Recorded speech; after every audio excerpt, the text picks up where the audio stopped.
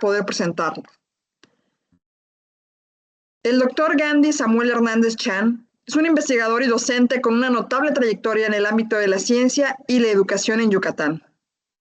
Actualmente, se desempeña como investigador en el Centro de Investigación en Ciencias de Información Geoespacial, donde su labor ha sido crucial en el avance de la geointeligencia y sus aplicaciones en diversas áreas, incluyendo el análisis espacial aplicado a salud mental.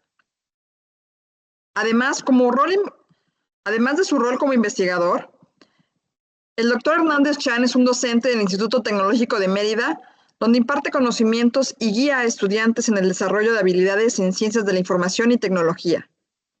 Su enfoque pedagógico combina la teoría con aplicaciones prácticas, lo que ha contribuido a la formación de profesionales competentes y comprometidos con el desarrollo científico y tecnológico.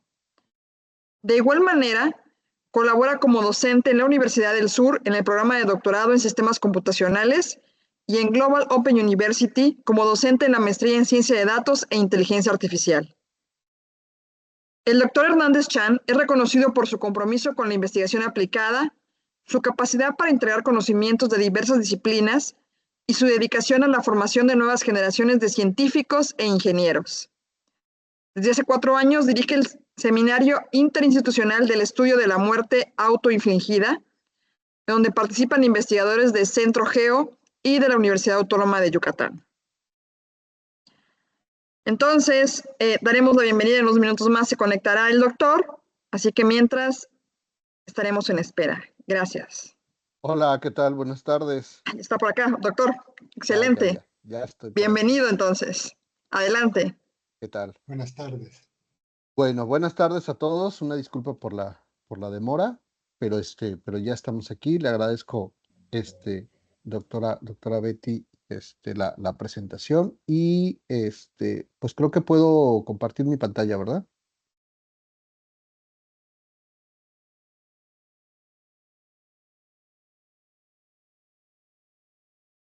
¿Sí se ve la presentación? Sí, sí se ve. Sí. Ok.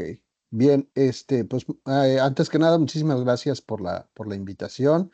Y el día de hoy, pues quisiera yo compartirles un poco del trabajo de investigación que me encuentro desarrollando. Yo soy investigador de tiempo completo en el Centro GEO, Centro de Investigación en Ciencias de Información Geoespacial, que es un centro de investigación, centro público de investigación que pertenece al sistema de CONACYT, pero que trabaja de la mano con el Laboratorio Nacional de Geointeligencia, ¿no? Entre ambos, por un lado hacemos investigación, por otro lado hacemos el desarrollo tecnológico. Entonces tratamos desde la tecnología, pues abordar diferentes problemas que aquejan a la sociedad desde el punto de vista, a varias escalas, ¿no? Desde, pues en las comunidades, en las colonias, en las ciudades, en los estados, en el país, ¿no? Entonces, en este caso, pues yo les quiero presentar un poquito los avances de la investigación que tenemos a manera de una fotografía de la salud mental en la población yucateca. Por 2 razones la población yucateca. Primero, porque pues yo estoy justamente, yo radico en el estado de Yucatán, en la ciudad de Mérida, desde hace muchos años, y entonces uno de los objetivos de los centros de investigación es poder abordar los problemas pues de la región, ¿no? En este caso, pues Centro Geo tiene una sede en Yucatán, pero también tiene una sede en Aguascalientes, tiene una sede en Monterrey, tiene una sede en Ciudad de México y otra en Querétaro. Entonces, eso, pues en el mapa nos da presencia pues, prácticamente en el norte, en el centro y en el sur del país, y nos permite pues conocer y abordar pues diferentes problemas de las diferentes regiones. En el caso de Yucatán, desde hace más de una década pues hemos tenido un problema muy fuerte, muy serio con el tema de la salud mental, reflejado en muchos casos de autolesión, ¿no? O de muerte autoinfligida, suicidio, básicamente. Entonces, aunque por un lado, no hay muchas manifestaciones de violencia como atracos, como secuestros, como asesinatos, como este tipo de cosas, sí la violencia se refleja en otro tipo de muertes violentas como el suicidio, ¿no? El INEGI que es una de las fuentes de información más grandes que tiene México, cataloga a la muerte autoinfligida como una muerte violenta, ¿no? Con la característica especial de que quien, quien es la víctima, pues es también el victimario, pero sigue siendo una muerte violenta. Entonces, bueno, les voy platicando un poquito de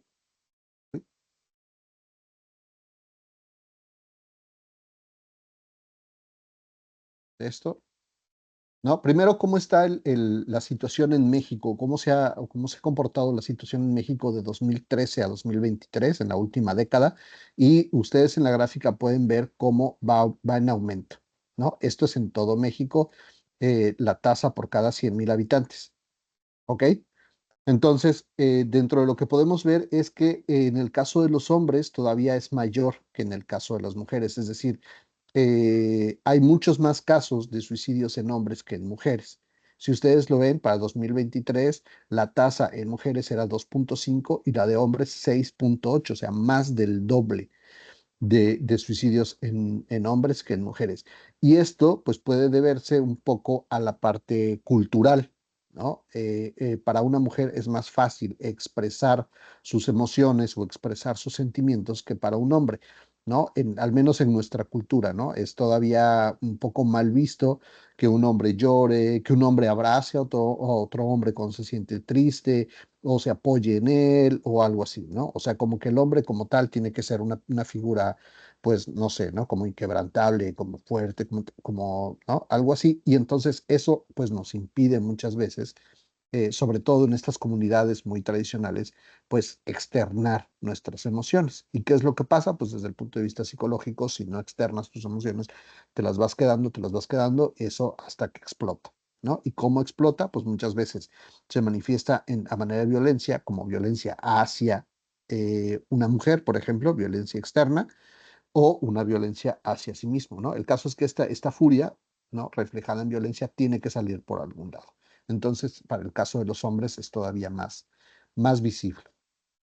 Y dentro de toda la población, quienes más están en riesgo son los jóvenes entre 15 y 20 y 29 años de edad, ¿no? Y esto también pues, lo podemos entender porque es una edad de alguna manera complicada, donde vienen muchos cambios, en donde empezamos a tener muchas responsabilidades y obviamente pues eso nos genera mucho más estrés, mucha más tensión.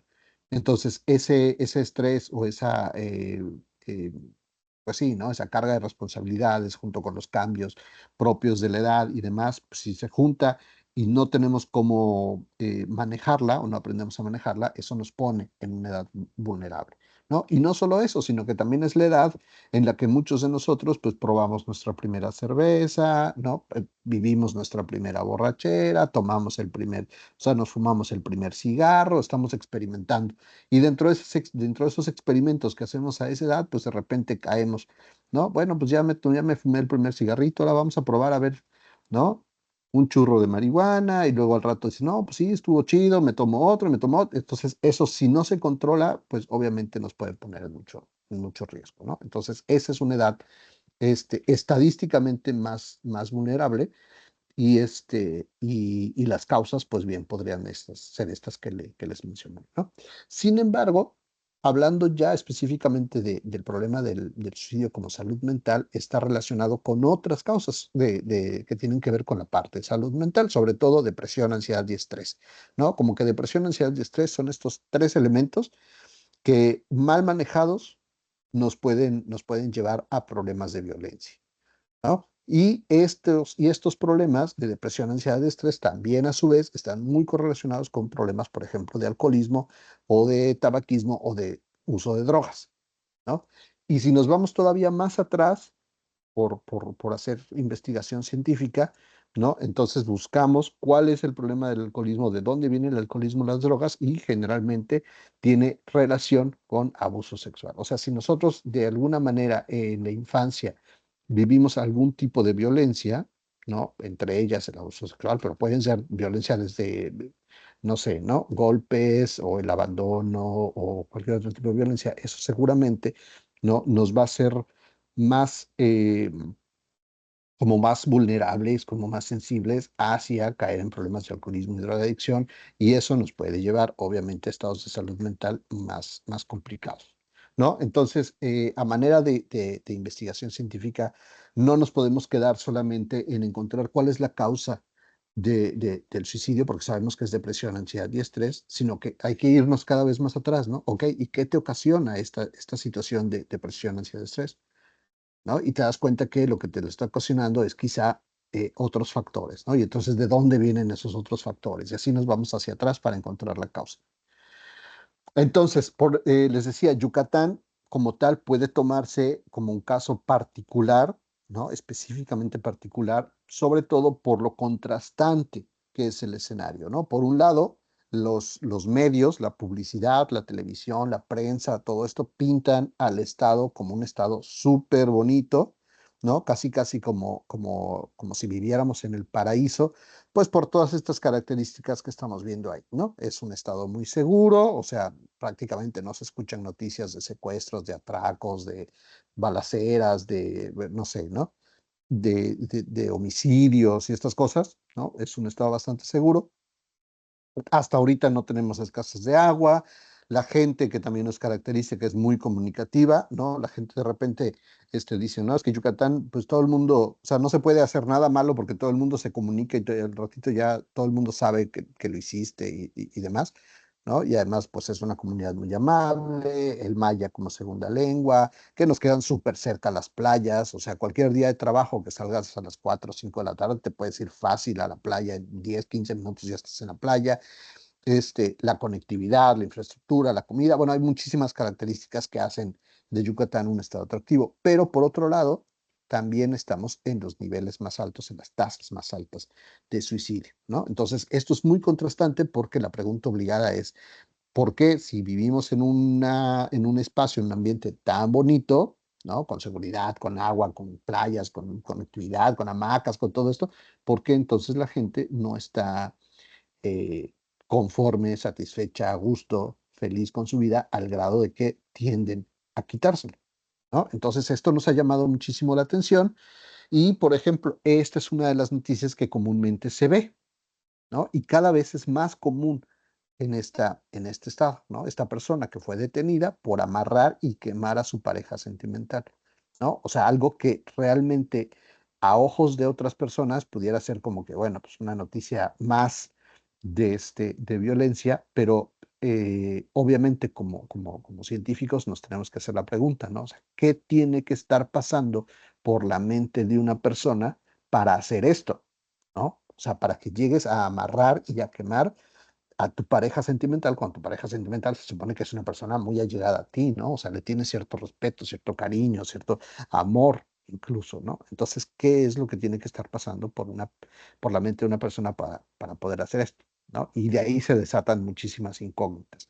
Entonces, con todo este panorama, pues nosotros hemos desarrollado una investigación cuyo objetivo es determinar la existencia de asociación entre factores socioeconómicos y factores de información geoespacial, ¿no? Con asuntos de violencia, específicamente ideación suicida en la población yucateca. ¿Y por qué digo específicamente ideación suicida? Porque la violencia se puede manifestar de diferentes maneras, ¿no? O sea, dependiendo de tu nivel de violencia, pues a lo mejor levantas un poco más la voz, a lo mejor azotas la puerta, a lo mejor pateas el bote de basura, ¿no? Hasta niveles más altos donde ya llegas a agredir a otra persona o agredirte a ti mismo, ¿no? Entonces, cualquiera de estas manifestaciones, cualquiera de estos casos, pues es una manifestación de violencia, ¿no?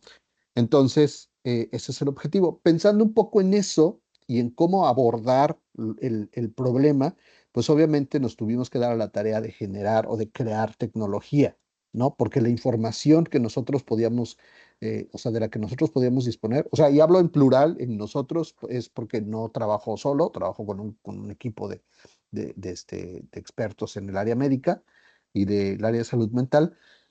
este, mm, pues nos dimos a la tarea de decir, bueno, es que la información que necesitamos para encontrar estas causas, estas relaciones, estas correlaciones, ¿no? No es, o sea, no basta o vaya, no la vamos a encontrar ni en el periódico, ni en el INEGI, ni en ninguna fuente, ¿no? O sea, tenemos que realmente hacer trabajo de campo para encontrar los datos que nos interesan y que nos pueden dar un poquito de guía, de luz hacia la información que estamos tratando de buscar, ¿no? Y obviamente uno de los objetivos de hacer investigación científica es descubrir conocimiento, ¿no? O sea, algo que, este, que no sabemos de dónde viene, ¿no? Poder encontrar realmente el origen o las causas, eso es descubrir conocimiento.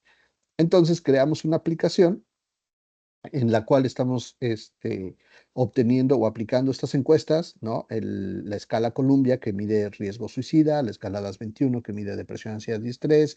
Hay otra escala que mide inteligencia emocional, ¿no? La inteligencia emocional es esto que te ayuda a reconocer tus emociones, tus sentimientos y saber, bueno, estoy enojado, mejor no hago nada, ¿no? Me mantengo aislado hasta que se me pase un ratito. ¿Por qué? Porque si estás enojado y empiezas a tener interacción con otras personas, pues es posible que eso termine mal, ¿no? Bueno, entonces reconocer tus emociones o conocer tus emociones te ayuda también a, este, pues como un factor protector, ¿no? Pero además, consumo de sustancias, perdón, socioeconómico, este, hábitos alimenticios, hábitos de actividad física, bueno, una serie de cosas que hemos ido nosotros recolectando y además la geolocalización, ¿no? Y ustedes preguntarán, ¿la geolocalización para qué? ¿Para qué te interesa saber dónde está una persona que tiene depresión o dónde está una persona que tiene estrés? Bueno, porque esta geolocalización nos ha permitido a nosotros caracterizar las zonas donde están o donde viven estas personas y saber, por ejemplo, si tienen cerca asistencia médica, ¿no? O si tienen cerca algo que les pudiera ayudar como un factor protector o que les pudiera ayudar, o perdón, que les pudiera perjudicar como algo que los vuelva más vulnerables, ¿no? Entonces, por ejemplo, lo que habíamos mencionado hace un ratito, el alcohol es un factor. Entonces, si tú eres una persona estresada o deprimida, que además de eso vive cerca de un montón de sitios donde hay alcohol y además manifiestas consumir alcohol, o sea, te están poniendo, ¿no? Todo el escenario para que algo malo ocurra, ¿no? Y si además no tienes cerca una farmacia, un médico, un consultorio, un hospital, una clínica donde te puedan atender en caso de emergencia, pues eso, este, ¿no? O sea, pone todavía las cosas peor. Entonces, esta geolocalización nos ayuda justamente a saber qué tienes alrededor y qué te puede estar, o qué puede estar a tu favor y qué puede estar en tu contra ante una situación, ¿no? Entonces, bueno, creamos esta aplicación, empezamos a recabar un montón de datos, ¿no? Entonces es obviamente la fase de recolección, almacenamiento y análisis y finalmente la parte de la visualización a partir a partir de un conjunto de gráficas que nos permiten obviamente tener a esto que nosotros le estamos llamando la fotografía de la salud mental de la población yucateca, ¿no? O sea, qué hay, dónde están, cuáles son los niveles, cuáles son los factores, etcétera, etcétera. Y parte de esta visualización es obviamente que el primero que se tiene que enterar que está en una situación de riesgo es el usuario, ¿no? Entonces, si el usuario ya sabe que está en una situación de riesgo, él tiene que asumir su responsabilidad de atenderse, ¿no? Lo raro o eh, ¿cómo decirlo? Como lo especial de los problemas de salud mental es que es muy difícil aceptarlo, ¿no? Es difícil aceptar que tengo un problema de salud mental y que me tengo que atender, sobre todo por el tema de los estigmas. Y volvemos a la parte cultural, ¿no? O sea, todavía no está como muy bien aceptado que una persona tenga que acudir a apoyo psicológico, ¿no? O sea, todavía hay gente que dice, es que es porque estás loco, ¿no? O porque, ¿cómo vas a ir a apoyo psicológico? O sea, ¿cómo crees que te vas a deprimir? Dale, ponte a barrer, ¿no? O sea, hay mucha gente que piensa que esto es cuestión de echarle ganas y sabemos, ¿no? Que no es así. Eso es una enfermedad. Es como si te enfermaras de cualquier otra cosa y te diga, no, ya, dale, échale ganas y ahorita sanas. Pues no, no, o sea, no es tan fácil. Entonces, bueno, el primero que se tiene que enterar es el usuario, el que contesta obviamente todas estas encuestas, le hacemos saber su resultado a través de esta aplicación, ¿no? Y de las cosas que hemos encontrado, obviamente es la diferencia entre hombres y mujeres y la diferencia entre mayores y menores de edad. Si nos vamos a la parte de la edad, no hay mucha diferencia, ¿no?, entre los niveles de severidad suicida o ideación, depresión, ansiedad y estrés, no hay mucha diferencia. Si nos vamos a dividir la población por sexo, entonces sí, vemos cómo los hombres tienen reflejan menos niveles de estas variables, ¿no? Menos niveles de ideación, menos niveles de depresión, menos niveles de ansiedad y menos niveles de estrés que las mujeres, ¿no? Pero ¿esto qué quiere decir? Que las mujeres sí lo dicen, ¿no? No es que los hombres no lo tengan, es que las mujeres sí lo dicen, ¿no? Como que tienen más esa libertad de decir, pues sí, me siento mal, me siento deprimida, estoy estresada, me siento ansiosa, o sea, como que no les cuesta tanto trabajo aceptar esta situación como a los hombres, ¿no? Y quizá a los hombres, por la cuestión cultural que discutíamos hace rato, pues somos así más de, no, ¿cómo crees? No, yo estoy súper bien, ¿no? O normalizamos esa situación, ¿no? No sé, ¿no? Ramiro vive estresado, vive molesto, ah, sí, ya sabemos que él así es, ¿no? Y normalizamos esa situación. Entonces, eso pues no quiere decir que esté bien, simplemente es que lo vemos como algo normal, ¿vale? Con las mujeres no ocurre lo mismo. Con respecto a consumo de sustancias, ¿no? Alcohol, tabaco y otras sustancias, pues vemos como que las barritas del lado izquierdo, en cada variable, quienes consumen alcohol tienen niveles más altos en las variables de salud mental, quienes consumen tabaco también y quienes consumen otras sustancias, pues más o menos, ¿no? Esto quizá se deba a que nos hacen falta más datos o que no hay muchas personas que no es que no haya muchas personas que consuman, es que no hay muchas personas que lo aceptan o que lo dicen, ¿no? Pero con respecto al alcohol y al tabaco, sí. Entonces, si ustedes se dan cuenta, con respecto al tabaco, todavía en la barrita gris, que es la de ansiedad, los que consumen tabaco tienen mayores niveles de ansiedad, ¿no? Y es por eso que suelen consumir tabaco. O sea, no es que el tabaco les ayude realmente a disminuir sus niveles de ansiedad, sino el ejercicio que hace la persona que consume tabaco, el ejercicio de respiración, de detenerse un momento en el día. Inhalar, exhalar, eso es lo que les ayuda a disminuir su nivel de ansiedad. Realmente el tabaco no, e incluso el tabaco puede aumentar esos niveles de ansiedad, ¿no? Entonces, lo que buscan estas personas en el tabaco no es tanto la sustancia como tal, sino ese momento de me desconecto, me fumo un cigarrito, respiro, ¿no? Y se me baja un poquito la ansiedad, ¿vale? Entonces, y finalmente, tanto el alcohol como el tabaco, pues los vemos, o bueno, otras sustancias también están vistas como estos medios de escape de la realidad, ¿no? No quiero ya lidiar con la realidad, entonces, consumo alcohol o consumo tabaco o pues alguna otra sustancia, ¿no? A nivel municipal, dentro de todo el estado, los municipios que más gente hemos podido encuestar es Mérida y los municipios de alrededor. Y vemos, por ejemplo, ¿no? Del lado izquierdo de la gráfica, en la escala Columbia, como la barrita gris está un poquito por arriba de la barrita azul, ¿no? La barrita azul es la ciudad de Mérida, la barrita gris es Canacín, que es un municipio que está pegadito a la ciudad de Mérida, ¿no? Y todas las demás barras están más hacia abajo, ¿no? Como que ahí sí hay más diferencia, que son los otros municipios. Entonces, estas dos barritas, la azul y la gris, ahí se van, ¿no? Como que poniendo de acuerdo a ver en cuál están, ¿no? En dónde gana el azul, dónde gana la naranja, pero están muy pegadas. Eso quiere decir que hay un municipio por ahí que es muy comparable, muy equiparable con la ciudad de Mérida, siendo que la ciudad de Mérida es mucho más, ¿cómo decirlo? Como mucho más urbana, como mucho más caótica, ¿no? Es una ciudad con mucho movimiento y hay ¿cómo decirlo? Como un pueblo pegado a la ciudad que tiene esos mismos niveles de ansiedad, de depresión y de estrés, ¿no? Y de riesgo suicida. Entonces, si lo vemos en el mapa, esa mancha más amarilla, ¿no? Entre amarilla y verde, que se ve del lado derecho, un poquito hacia abajo. No sé si se ve el puntero del mouse. Esto de acá. No sé si se ve mi puntero del mouse.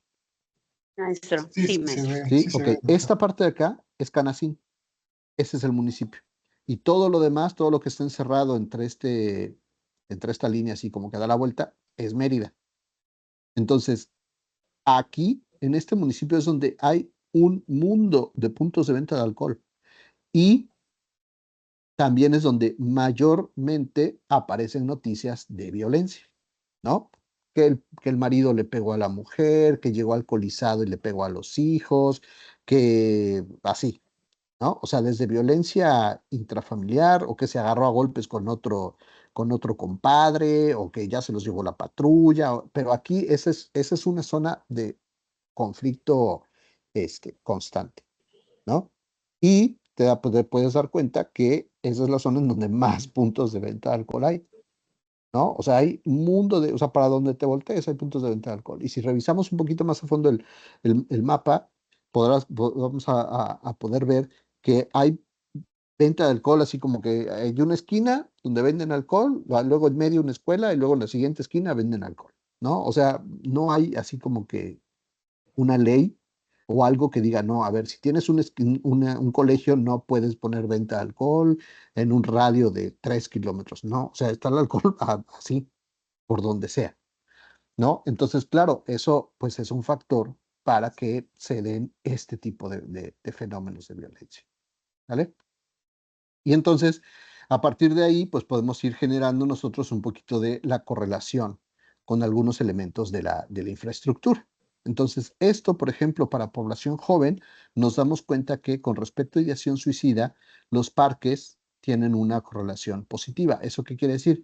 Que a mayor número de parques, mayor riesgo suicida, ¿no? No quiere decir que los parques pongan en riesgo, lo que quiere decir es que a los jóvenes no les interesa mucho saber si tienen un parque o no tienen un parque cerca, ¿no? Los jóvenes, para estas situaciones de estrés, de ansiedad, de todo esto, lo que buscan más son, por ejemplo, cines, estadios, centros comerciales, que está totalmente del otro lado, ¿no? Entonces, esto aquí ya nos muestra una correlación negativa.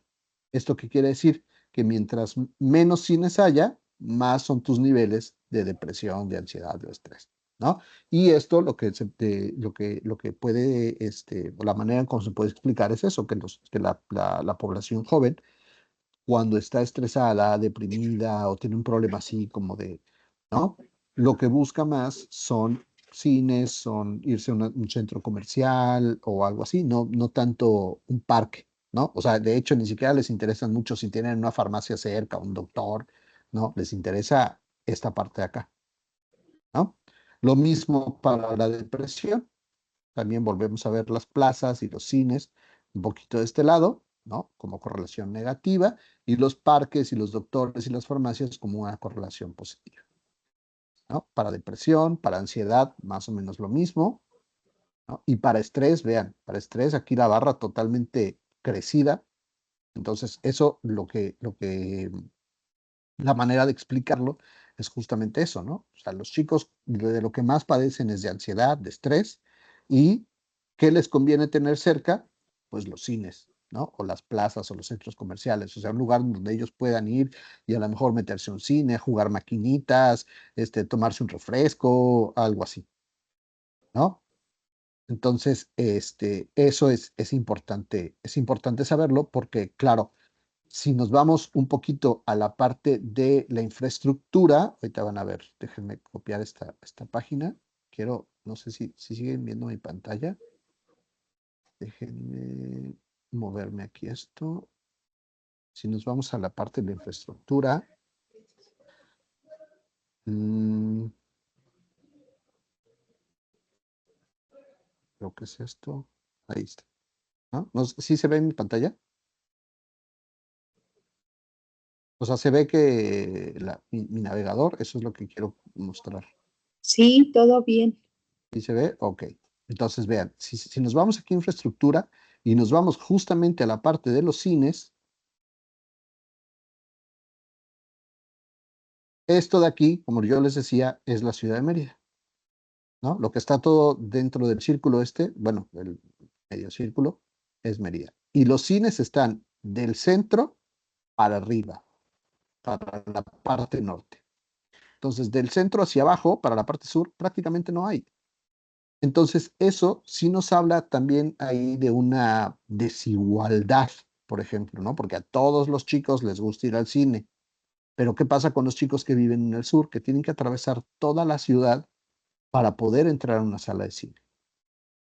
Y eso obviamente pues los pone en mayor riesgo, ¿no? Si una persona joven lo que le gusta es ir al cine cuando está estresada o cuando está deprimida o cuando, no sé, ¿no? Está cansada porque ya entregó proyectos, tareas y demás, quiere escaparse un rato y irse al cine, tiene que atravesar toda la ciudad para poder llegar a un cine. En el sur no hay, ¿no? O hay uno por acá, otro por acá, o sea, de todos modos, ¿no? Por ejemplo, estos de acá, te tienes que salir de la ciudad para poder ir a un cine, ¿sale? ¿Qué pasa, por ejemplo, con las escuelas? ¿No? Que ese es otro punto a llamar la atención, ¿no? Podemos ver que, por ejemplo, primarias, acá estaba, primarias, primarias hay por todo el estado, ¿no? Ahí no tenemos problema, primarias hay por todo el estado. Pero conforme va avanzando el nivel educativo, ¿no? Llegamos obviamente a las... ¿Dónde está? A la educación superior, que son ya las universidades, y educación superior, prácticamente todas están en la ciudad de Mérida, ¿no? Hay muy poquitas por fuera, en otros municipios. Entonces, una persona que viva en alguno de los municipios de esta zona, necesariamente, si quiere educación superior, si quiere ir a una universidad, necesariamente tiene que cambiar de domicilio o viajar todos los días 1 hora, 2 horas hasta la universidad, regresar. O sea, es una situación súper complicada, ¿no? Entonces, claro, o sea, lo que está pasando aquí es que estás dejando a toda esta zona, ¿no? A todo este sector de la población sin acceso a educación superior. ¿Y qué es lo que va a pasar en toda esta zona? Pues como no tienen acceso a educación superior, terminan la prepa, ya no hay para dónde seguir andando, van a terminar casándose a los, no sé, 17, 18 años, 20 años, teniendo familia a los 21, y a los 21 ya te topas con que tienes una familia, tienes un hijo, te tienes que hacer cargo de la casa, de los gastos, no tienes estudios, tampoco va a haber muchas oportunidades de seguir creciendo económicamente y es una burbuja, ¿no? O sea, eso es una bomba de tiempo que va a estallar en algún momento. No sé si están de acuerdo conmigo, Tiene razón. ¿no? Y entonces todo eso va sumando a problemas de salud mental, ¿no? Todo eso va sumando a problemas de salud mental. Entonces, bueno, pues pensando un poquito en eso, es que nos hemos dado a la tarea de hacer toda esta investigación y lo mismo, ¿no? Esto es Mérida, esto es Yucatán, perdón, todos estos puntitos son las localidades rurales y estas de acá son las localidades urbanas, es decir, aquellos asentamientos poblacionales que tienen pues, ciertas características de población y de servicios y de todo esto que los hacen caer en la categoría de localidades urbanas. Entonces, si lo sumamos todo, pues esto es Yucatán con todas sus localidades urbanas y rurales. Todo lo que no tiene puntito azul es porque es selva y nos damos cuenta de esto, que lo mismo para variables o para escalas de salud mental, quienes viven en ambientes urbanos tienen o tienden a tener mayor depresión que quienes viven en ambientes rurales, ¿no? Ansiedad ocurre lo mismo, estrés ocurre lo mismo, ¿no?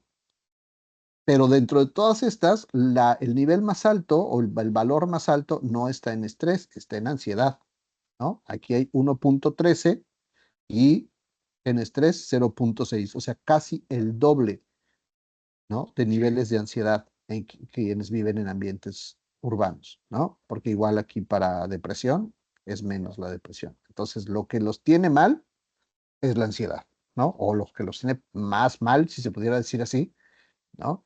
Es la ansiedad, más que el estrés, más que la depresión, ¿no? Y con respecto a comparando localidades urbanas contra localidades urbanas, pues mientras más urbano está peor, ¿no? Los que viven en Mérida, que es lo más urbano que tenemos, tienen niveles más altos de depresión que quienes viven en un ambiente urbano, pero no es Mérida, ¿no? Algún pueblo grande, alguna ciudad pequeña, algo así, ¿no? Tienen menores niveles de depresión, lo mismo para ansiedad y lo mismo para el estrés. ¿no? Ahora, otra cosa que hemos encontrado, la correlación con hábitos alimenticios. Estas gráficas que les estoy mostrando ahorita nos muestran esa correlación, ¿no? Por ejemplo, quienes no consumen, quienes acostumbran no desayunar, tienen niveles más altos en todas las variables. Quienes acostumbran no consumir suficientes alimentos tienen niveles más altos en todas las variables. Quienes no acostumbran consumir suficientes alimentos, ¿no? También quienes acostumbran o por alguna razón han comido una sola vez en los últimos meses, o sea, no es que hayan comido una sola vez en 3 meses, sino que por ahí algún día aislado solamente comieron una vez, ¿no? Solamente desayunaron, no volvieron a comer, o solamente cenaron, no habían comido en todo el día y solamente cenaron, o algo así, ¿no? Pero igual, son malos hábitos alimenticios que están correlacionados con mayores niveles de depresión, de ansiedad, de estrés y obviamente de riesgo. Y esto ya desde el punto de vista médico, pues también tiene su explicación, ¿no? O sea, nosotros por dentro, en el cuerpo, estamos llenos de órganos. Entonces, cuando tú tienes malos hábitos alimenticios, tiendes a inflamarte por alguna razón, ¿no? Cuando no comes, pues te inflamas. Cuando comes mucho, te inflamas. Cuando, o sea, casi por todo nos inflamamos, ¿no? Y uno de los órganos que no notamos realmente que se inflama es el cerebro. Pero el cerebro también es un órgano que se puede inflamar. Entonces, malos hábitos alimenticios tienden a inflamar los órganos y uno de esos órganos es el cerebro y eso explica también que tengamos mayores niveles de estrés, de depresión, de ansiedad y de ideación, ¿no? Y lo mismo para acá, que se han quedado sin comer por alguna razón, ¿no? Y esto es muy común en la edad que les digo, ¿no? Entre los 15 y los 29, cuando estamos en la universidad, cuando estamos en la prepa, sobre todo cuando tenemos que emigrar, ¿no? Como les acabo de decir, ¿no? De una población a otra, porque no siempre emigramos con la familia, porque de repente empezamos a vivir solos, y entonces o gastas dinero en comida o guardas dinero para tus copias, ¿no? O a lo mejor hay muchos chicos que prefieren no comer con tal de guardar dinerito para el fin de semana irse al cine y despejarse, ¿no? O este tipo de situaciones, pero entonces empiezan a tener malos hábitos alimenticios. Y entonces eso va sumando los factores, porque malos hábitos alimenticios, consumo de tabaco, consumo de alcohol, todo esto te inflama, o sea, es un escenario muy, muy, muy trágico, ¿no? Y que les digo, a veces solemos ni siquiera darnos cuenta, ¿no? O sea, lo normalizamos, porque claro, en ese momento de la vida el cuerpo es muy joven, el cuerpo aguanta todo, y si no comes un día y te pones, o sea, eso tu cuerpo no lo va a resentir, o al día siguiente estás como si nada, ¿no? Y luego, ya entrando un poquito más a la parte de tecnología o de investigación, pues nos hemos dado también a la tarea de crear algunos modelos de machine learning, ¿no? De inteligencia artificial, en donde hemos tomado pues un conjunto de variables como estas que les acabo de mencionar, ¿no? Dame un segundito.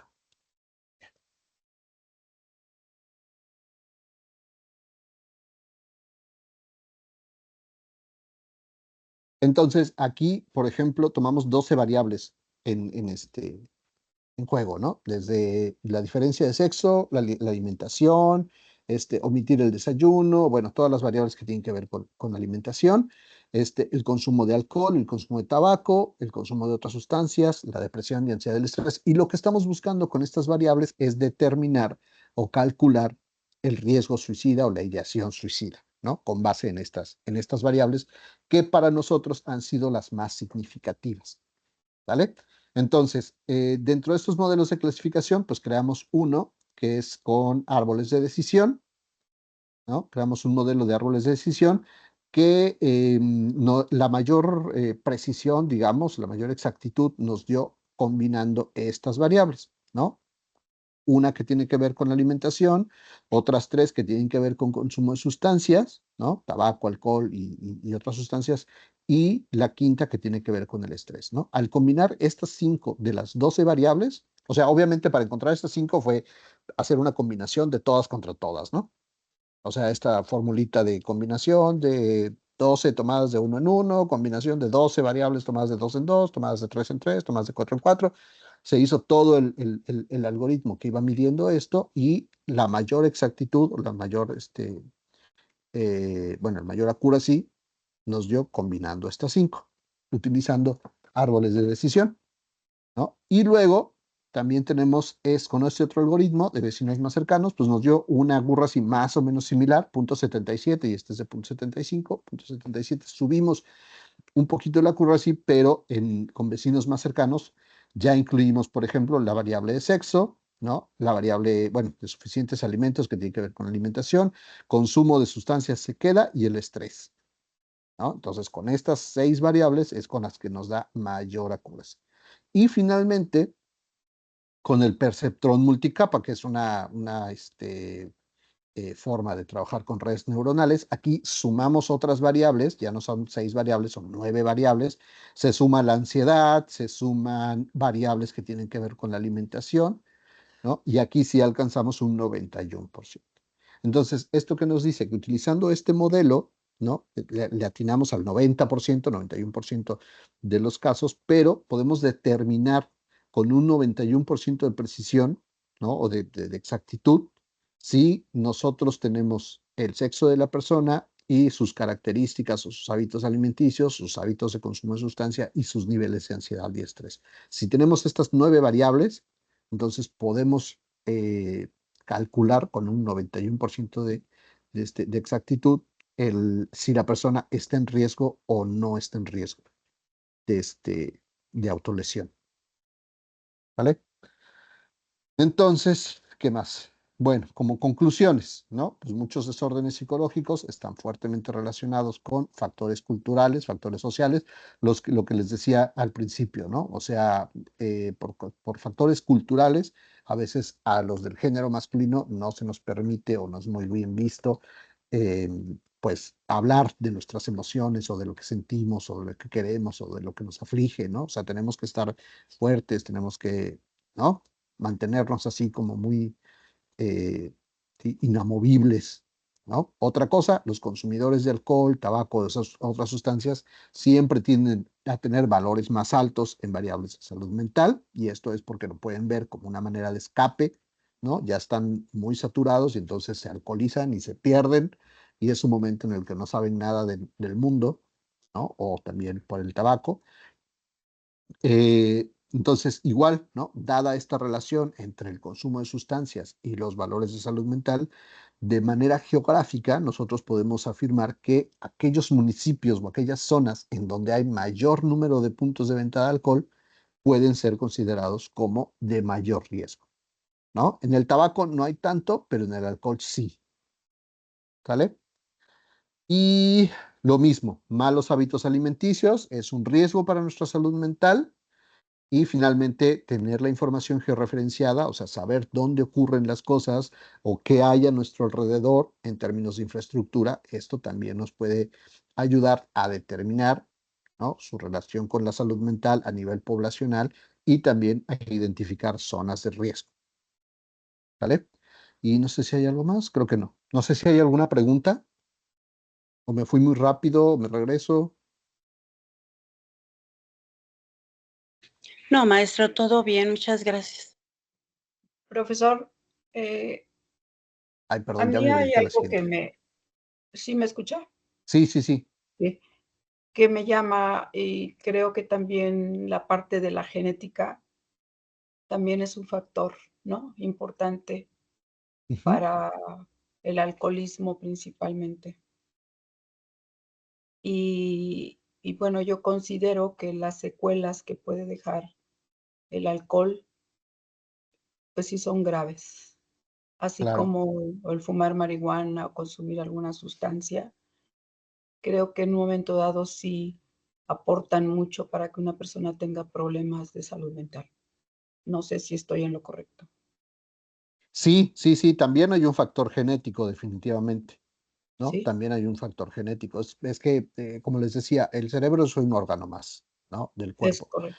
Ajá. Entonces, aquellas personas que su familia hay, por ejemplo, no sé, diabéticos, pues van a tener tendencia a ser diabéticos, Sí, porque es una herencia que nos van dejando nuestros padres, nuestros abuelos. Entonces, lo mismo va a pasar con problemas de salud mental. O sea, ¿no? Es muy probable que pase eso. Y y que haya pues cierta tendencia al consumo de diferentes cosas, ¿no? Entonces sí, lo complicado es pues ya medir o meterse con variables genéticas, ¿no? En este estudio, Sí, sí se necesitan digo, más y bueno, pruebas de aparte de que laboratorio, esas cosas. ajá, de que esto es también lo que usted mencionaba, yo creo que el entorno coopera mucho, ¿no? Coopera mucho para el entorno, la presión social en los muchachos, sobre todo, ¿no? Sí, sí, De sí, sí, que quieren entrar en determinado grupo o pertenecer, ¿no? A determinado grupo y entonces se inician fumando o tomando, ¿no? claro. Sí, sí, Sí, sí, yo sí, creo que ahí sí es, pues sí es muy importante lo que usted menciona y decía, ¿no? Que las zonas urbanas, pues hay mucho más nivel de estrés que en un lugar menos grande, ¿no? así es. Sí, y, y bueno, yo es algo que sí también me preocupa mucho como lo veo actualmente y como ya el que muy jóvenes empiecen a tomar alcohol, Claro, ¿sí? Y que sí, pues a cada paso hay un lugar donde les dan un litro de cerveza por 100 pesos, ¿no? así es. Sí, es muy accesible. Sí, muy, muy, muy accesible. Llevan propaganda a las preparatorias, los bares. Así Entonces es. sí, tienen el acceso muy fácil. Muy fácil. Sí, Sí, entonces sí sí, ahí es, se tendrían que crear, pues no sé, ¿no? Reglamentaciones, políticas públicas que hagan que esto no sea tan fácil el acceso, ¿no? sí, que no sea tan sencillo. Pues realmente su estudio es extraordinario y son una de las, bueno, de las situaciones que yo veo y me preocupo al respecto. Ujú. Claro. Muchas Sí, sí, gracias. sí. No, al contrario, muchas gracias por su Gracias, comentario. doctor. Patti Cabrera. Buenas tardes, doctor. ¿Cómo está? Hola, Patti, ¿cómo estás? ¿Bien? ¿Y tú? Bien, bien, bien, bien. Pregunta, menciona que ya hicieron una aplicación para poder medir y sacar como la estadística actual sobre los índices que puedan encontrar. Y ya hay Eh, una aplicación a ver, otra vez, es que te escucho como muy lejos. ¿Hay una aplicación de qué me dices? que si todo lo que hicieron ya está en una aplicación, o nada más es el estudio. No, nosotros creamos una aplicación web. Ahorita te Ok, explico por qué una aplicación web. este, para pues todos aquellos que quieran contestar estas ok, ok, esa es encuestas la diferencia. Ajá. y Entonces ya entonces, tienen un mercado definido, o sea, iba enfocado a, tienen un mercado definido, como a la sociedad en general, a escuelas o a cierto grupo y en alguna zona o lo van a replicar directamente a lo que viene siendo como toda la ciudad que tiene identificación. ok, te voy respondiendo. Hemos podido trabajar con diferentes sectores de la sociedad, ¿no? Con escuelas, por ejemplo, con expertos en el área de medicina y todo esto, ¿no? Entonces, a cada sector, por las características de la población, pues les hemos como que adaptado la aplicación a lo que ellos necesitan, ¿no? O sea, por ejemplo, cuando trabajamos con el área de medicina, pues a ellos les interesa saber, ¿no? Si la persona tiene acceso a medicamentos. ¿Por qué? Porque los que trabajan en un hospital, en una clínica o algo así, normalmente tienen acceso a medicamentos. Entonces, eso es otro factor que pudiera detonar una situación de riesgo, ¿no? O sea, imagínate una persona deprimida o estresada o algo así, que rebase los niveles y además tenga acceso a pastillas de uso controlado, o sea, eso es súper riesgoso. Entonces, a esas poblaciones lo que les interesaba precisamente no era saber si su población tiene ansiedad, depresión, estrés, sino que además, si además de eso, tienen acceso a medicamentos, ¿no? Y luego también trabajamos con una población de una empresa de seguridad, ¿no? Entonces, a esta población quizá no les interese mucho saber si su personal tiene acceso a medicamentos, porque para tener acceso a medicamentos tiene que ser a partir de una receta. Lo que les interesa saber es qué personal usa arma y qué no. O sea, qué personal está deprimido y además tiene un arma, ¿no? O qué personal está estresado y además tiene un arma. Porque claro, o sea, súper riesgoso una situación así, ¿no? Entonces la hemos ido adaptando un poco a cada población, pero también tenemos una aplicación que está totalmente abierta para el público en general, pero seccionada a el estado de Yucatán. ¿Por qué el estado de Yucatán? Porque es el área de estudio que tenemos. Eso no quita que podamos ampliarla totalmente a todo el país, pero por lo A pronto lo está mejor seccionada. el proyecto exactamente, ¿verdad? Primero hay que cubrir las necesidades que te atañen a ti en tu área conurbana y ya después ahí empiezas a replicar. Pero me llamó la atención porque yo laboro en la escuela, entonces el índice de como de depresión y demás, o sea, a estudiantes es algo que pum, se dispara.